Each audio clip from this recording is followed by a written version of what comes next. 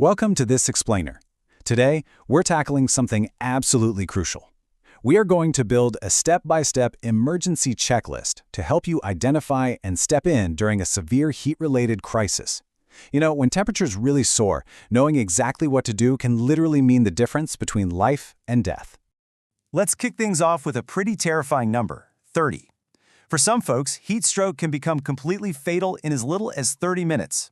It's this rapid, catastrophic cascade in the body, which means you absolutely do not have time to hesitate or second-guess what you're seeing. And this danger? It's incredibly widespread. To put it in perspective, we're looking at about 2,000 heat-related deaths happening in the UK every single year. And that number drastically spikes by the hundreds the second a sudden heat wave hits. So, here's our game plan for today. We'll cover the 30-minute threat, recognizing heat exhaustion, rapid cooling techniques, identifying true heat stroke, and finally, your emergency first aid checklist. All right, Section 1, the 30-minute threat, understanding the biological danger of extreme heat. So, what's actually going on under the hood here? Basically, heat stroke is a total systemic breakdown of your internal cooling system. It's like a car engine running completely out of coolant. Your body essentially loses its ability to regulate its own temperature, causing your core temp to climb dangerously high. This is especially threatening in hot climates or for anyone doing strenuous exercise in the heat, because your body simply cannot keep up with the heat it's generating or absorbing. Moving on to Section 2, recognizing heat exhaustion, spotting the warning signs before the danger escalates. Spotting these warning signs before that 30-minute window closes is hands down your best line of defense. These are the early red flags you need to watch for: heavy sweating, rapid breathing, nausea, a fast but weak pulse, lightheadedness, fatigue, and muscle cramps.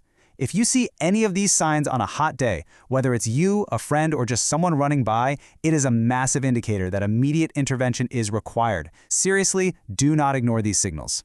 Section 3. Rapid cooling techniques. Immediate intervention to reverse heat exhaustion.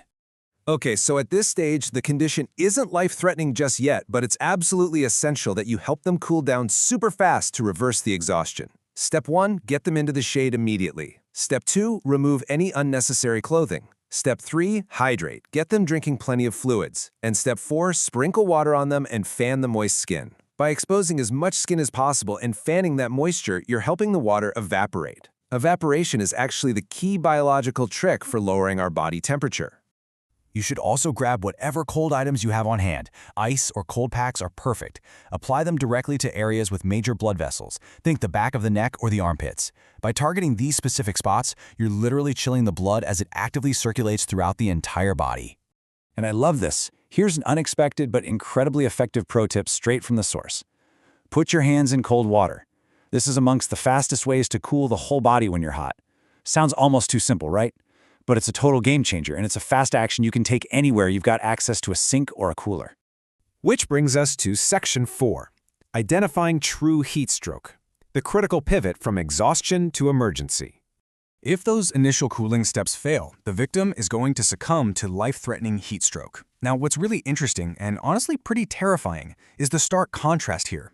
With heat exhaustion, you see heavy, constant sweating. But with heat stroke, that heavy sweating suddenly just stops, and the skin gets bone dry and hot. It means the body is so severely dehydrated, it can't even produce sweat to protect itself anymore. The cooling system is officially broken.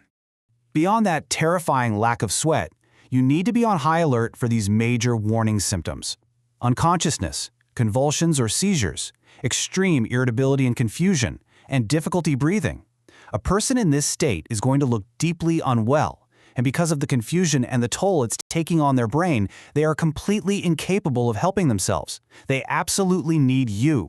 And that leads us right into Section 5, Emergency First Aid Checklist, your step-by-step guide to saving a life. Because they can't help themselves, you have to take charge. Here is your urgent action plan for that critical 30-minute window. Step 1. Call 999 immediately. Do not wait to see if they bounce back. Step 2. If the person is unconscious, you've got to protect their airway by rolling them into the recovery position. Step 3. If they start having convulsions or a seizure, immediately move any nearby objects out of the way so they don't get hurt. You are literally their lifeline while waiting for professional help to arrive. So let's wrap up with a question you really need to ask yourself. Would you know what to do if someone stopped sweating today? Lock these critical signs in this 3-step action plan into your memory, because recognizing that sudden dry skin, stepping in with rapid cooling, and triggering emergency services without hesitation, it truly can save a life. Thanks for joining me for this explainer. Stay safe out there in the heat, and I definitely encourage you to share this knowledge with anyone who might need it.